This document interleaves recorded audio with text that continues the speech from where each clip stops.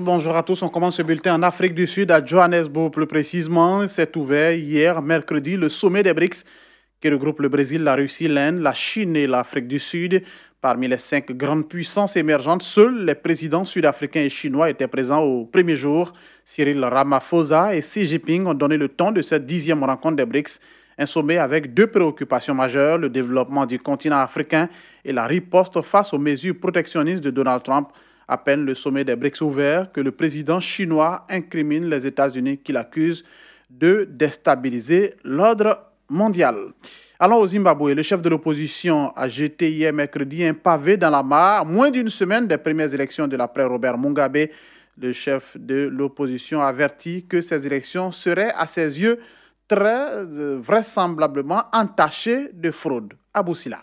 Lors d'une conférence de presse à Harare, le président du Mouvement pour le changement démocratique MDC, Nelson Chamisa, a lancé que le scrutin du 30 juillet se présente de telle façon qu'il devrait être considéré comme biaisé. Malgré son constat, Chamisa a toutefois écarté l'idée de boycotter les élections. Les vainqueurs ne boycottent pas, la victoire est inévitable, a plaidé le patron du MCD. Le président sortant Emmerson Mnangagwa sait que la défaite lui pend au nez. On va se rendre en nombre aux urnes et le battre, lance confiant Nelson Chamisa. Les élections du 30 juillet sont les premières organisées au Zimbabwe depuis la démission en novembre dernier de Robert Mugabe qui régnait d'une poigne de fer sur le pays depuis son indépendance en 1980. Installé au pouvoir par les militaires, l'ancien vice-président Mnangagwa a tiré un trait sur son passé de cacique de l'ancien régime et promis de rétablir la démocratie et de remettre sur le rail l'économie du pays sorti de 37 ans de l'ère Mugabe. Il a également promis des élections libres, honnêtes et transparentes, à rebours des fraudes et des violences qui ont largement entaché les scrutins précédents. Mais l'opposition refuse de le croire et dénonce depuis déjà des semaines des irrégularités dans la préparation du vote. Hier mercredi, Nelson Chamisa a ainsi mis en cause l'arrogance de la commission électorale zimbabwéenne qui a choisi de ne pas jouer le jeu de la transparence, a-t-il dit. Emmerson Mnangagwa, 75 ans, est donné favori du scrutin présidentiel devant Nelson Chamisa, même si l'écart entre les deux rivaux s'est réduit, selon un récent sondage du groupe Afrobaromètre, indique izf.net. Au Bénin, 3 députés vont devoir faire face à la justice. Le Parlement a voté mardi dernier la levée de leur immunité sur requête de la justice béninoise. Ces membres de l'opposition sont notamment accusés de mauvaise gestion, d'irrégularité et d'abus de fonction. Charles Cablan nous en parle. Parmi ces 3 députés de l'opposition figurent 2 proches de l'ancien président Boni Yayi. Il y a son ancien ministre de la Justice, Valentin Dienantin, aujourd'hui secrétaire exécutif du parti d'opposition Force Kori pour un Bénin émergent. Et il y a Idrissou Bako, également membre du même parti. Quant à Mohamed Atao, le 3e député concerné, il est également cité dans une affaire de faux médicaments et de fraude douanière et lui aussi est un membre de l'opposition. L'objectif est clair, mettre ces députés à la disposition de la justice pour que celle-ci fasse son travail. Avant ce vote, les 3 députés en question ont été auditionnés par une commission spéciale. Cette commission a estimé que les preuves étaient insuffisantes. C'est ce qui a fait dire à un député de l'opposition, membre de cette commission spéciale, qu'il s'agit d'une affaire très politique. Nous avons remarqué que c'est une question politique. Les camarades dont les immunités ont été levées sont des députés de l'opposition, de la minorité parlementaire.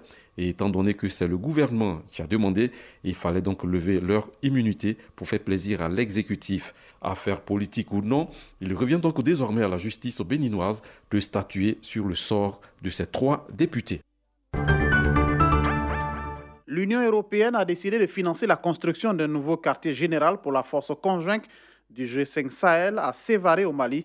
Et cela après la destruction de l'ancien QG lors d'une attaque djihadiste qui a fait 3 morts. C'était au mois de juin dernier. L'annonce a été faite par la chef de la diplomatie européenne, Asta Sidibé.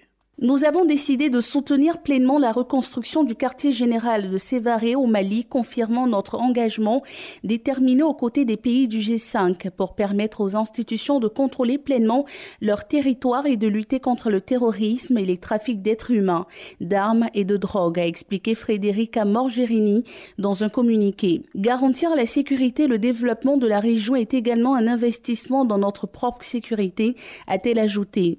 2 militaires et un civil avaient avait été tué par l'explosion d'une voiture piégée devant le quartier général de la force du G5 Sahel à Sévaré dans le centre du Mali, le 29 juin dernier. 2 des assaillants dont le chauffeur était mort et 4 autres personnes ont été arrêtées. L'attentat suicide a été revendiqué par un groupe djihadiste, le groupe de soutien à l'islam et aux musulmans, principale alliance djihadiste du Sahel liée à Al-Qaïda. La force conjointe a été lancée en 2017 par le Burkina Faso, le Mali, la Mauritanie, le Niger et le Tchad.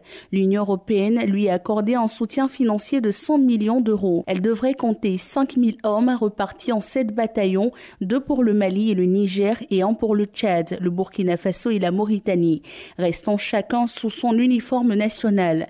Mais les 414 millions d'euros promis lors d'une conférence internationale des donateurs organisée à Bruxelles le 23 février tardent à se matérialiser. On termine notre périple au Congo-Brazzaville. Des violences entre bandes rivales à Brazzaville au Congo ont fait au moins 13 morts. Des violences attribuées aux bébés noirs, une bande de jeunes adolescents livrés à eux-mêmes. Les détails avec Djenebou Karamboko.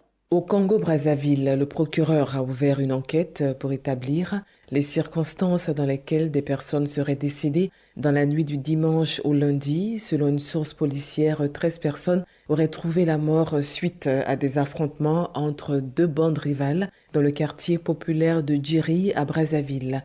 Ces affrontements auraient impliqué 2 groupes de ce qu'on appelle sur place les bébés noirs. Selon Thierry Mongala, le ministre de la Communication et porte-parole du gouvernement, 2 bandes des bébés noirs se sont affrontées de manière très violente sur la voie publique avec toutes sortes d'armes et cet affrontement a entraîné la mort de plusieurs hommes, le temps que les services de police compétents viennent sur les lieux mettre fin à la risque embarquant tous ceux qui étaient encore présents sur les lieux. Pour l'Organisation congolaise des droits de l'homme, les faits se seraient plutôt déroulés dans le commissariat de police de Chanouma, Mpila, à Brazzaville. L'organisation affirme être en contact avec les familles des victimes qui, pour certaines, se sont rendues à la morgue de Makelele et à l'émet des réserves sur les circonstances de la mort de ces personnes. Selon le gouvernement, l'inspection générale de la police a également ouvert une enquête administrative. Fin de notre parcours pour ce jeudi. Merci à Valentin Kouassi. L'info revient à 9h. Excellente journée à vous tous. C'était le bulletin d'info présenté par Jérôme Kouakou.